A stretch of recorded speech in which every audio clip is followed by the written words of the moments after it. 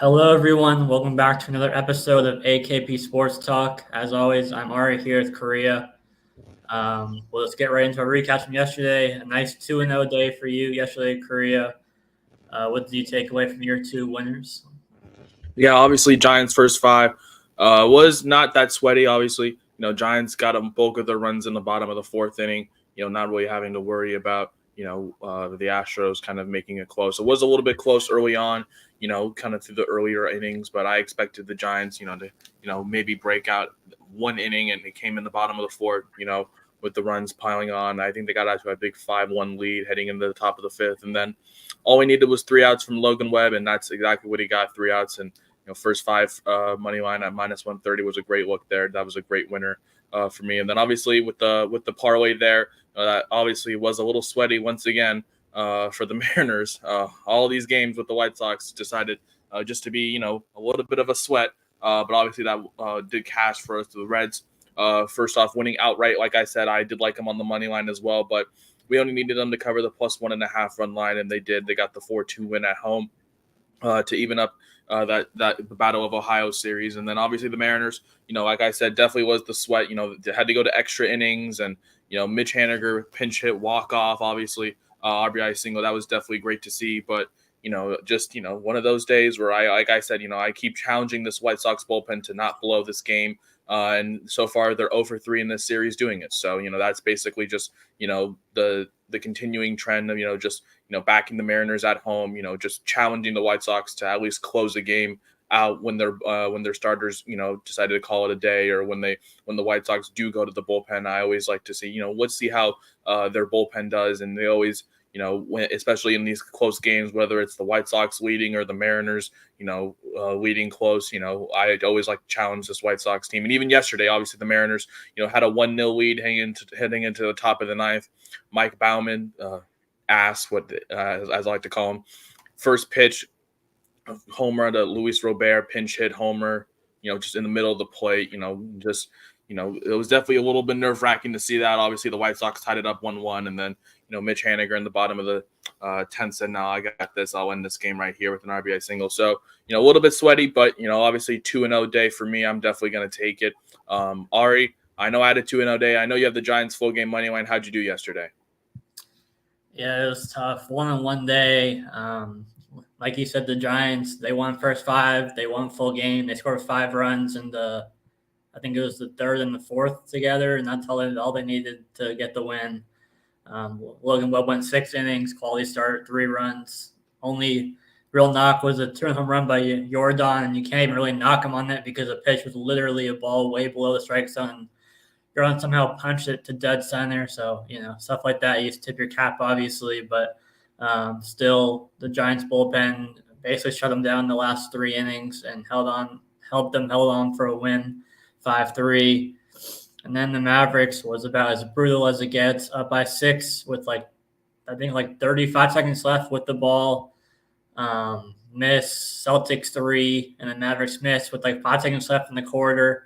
And you think, they're, with 5 seconds left, they're going to have to put up a half-court shot, something like that. And then I think it was Horford, I forget who it was, who got the rebound, chucks it the full court, and the camera pans over, and you see Tatum wide open right by the other hoop for a dunk with 1 second left, and the Mavericks won by 1 after the first quarter to not cover the 1.5. So I was hoping to get their ML just first quarter, which obviously catch they won by 1, but it got up to minus 170, and even by tip off, the first quarter ML was -2 instead of -1.5. I think once Porzingis got ruled out officially, everything bumped up for the Mavs, obviously everywhere.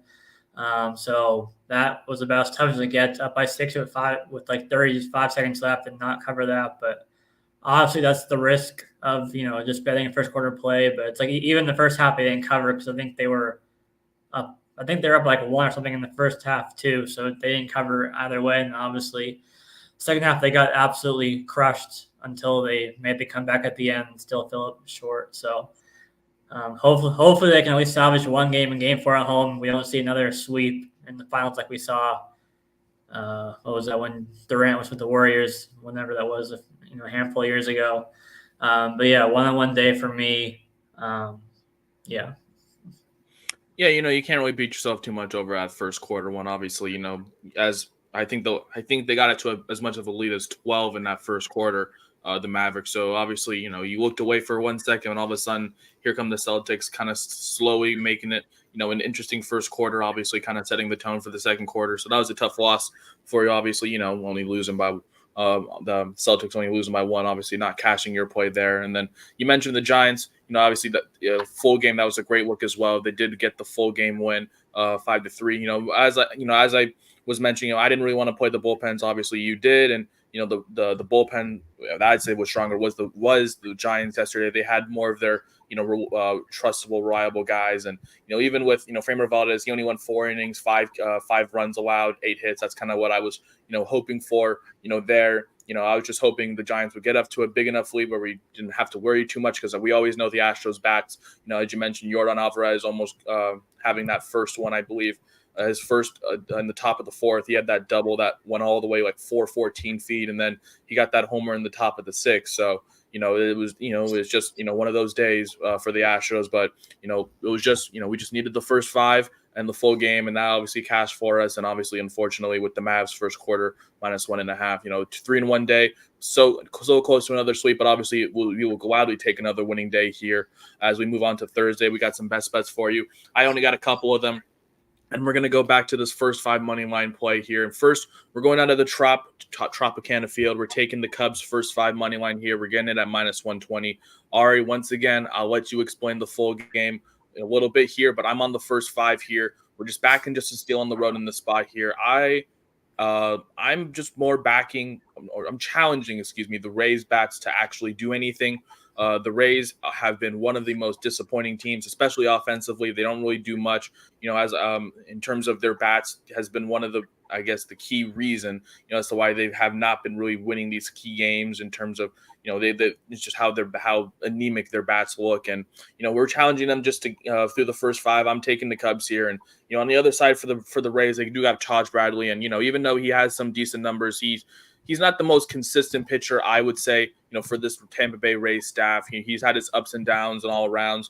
We're mostly just backing the Cubs through the first 5 here. In his last few starts, Taj Bradley, he let up 7 runs, 5 runs against Boston, but then 9 runs on the road against the Orioles. And, it's just, we're going to get one good start from him, another bad start from him. So, I'm mostly backing Steele here. I was going to do the first 5 under, but I didn't really like that play. For me, I just wanted to back the Cubs here mostly through the first 5, backing the better team in this spot here. And obviously, we always talk about the bullpens. The Cubs, obviously, one of the worst bullpens, in the National League compared to the Rays, who have, a pretty sufficeable bullpen. But when we look at, the pitching matchups here, I'm just targeting Justin Steele and backing him in this matchup.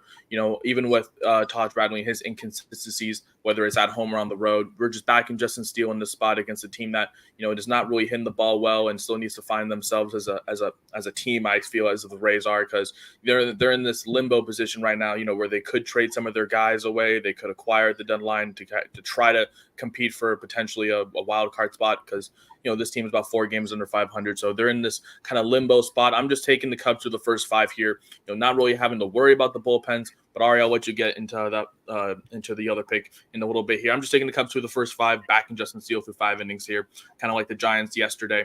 And then we're going to Boston here. We're taking the Phillies first 5 money line. We're getting that at -110 right now. A little bit slight juice toward the underdog here. And we're only backing the Phillies first 5. We're only backing them because Aaron Nola here. And, Aaron Nola splits are weird because he's great on the road, but he sucks at home. And it's weird because, you would expect a pitcher to be better, in their familiar ballpark, but maybe it's because Citizens Bank, with the hitter friendly, aspect or feel it has, he does tend to struggle here. But obviously, this game is in Boston, so obviously you're just backing Aaron Nola through first 5 here to kind of, get to a sufficeable lead. And obviously yesterday, if you took the Phillies first 5 yesterday, I'm sorry because obviously they had such a big lead. They were up 4-1, and then all of a sudden 5 runs in the bottom of the 5th. come from the Red Sox, and that obviously blew that first 5 money line wide open. But today we're just backing them in this spot. Obviously, yesterday it was Christopher Sanchez, and the Red Sox. They do know how to hit righties a little bit more than lefties more than righties. Excuse me. But today we're just backing Aaron Nola. Like I said, better on the road here. He does have pretty good splits against this Red Sox team, and on the other side for the Red Sox is Tanner Hook, and even though like I said, his ERA kind of tells the story. 1.91 ERA. He does get a lot of Ks here. I was also going to back the first 500 here, but I just really love backing Aaron Nola on the road in this spot, and it's kind of the play here. With both of these first 5 money lines, the great aspect is that if this does push, obviously we do get our money back here. So we don't have to have a definitive winner. We're just asking for at least a tie.